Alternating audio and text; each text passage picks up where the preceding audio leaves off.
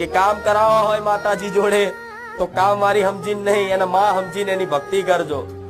ભલું કરવું હોય, તમારા ઘરમાં સુખ શાંતિ અજવાળા કરવા હોય તો એક ઉપર વિશ્વાસ ટકાઈ રાખજો.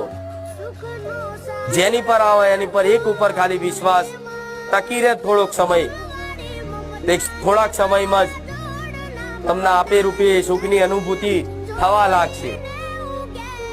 પછી 5 રવિવાર અહીં, 2 રવિવાર બીજી માતા, 3જા રવિવાર ત્રીજી જગ્યાએ, પાછા 2-4 રવિવાર ફરી પાછો આવે.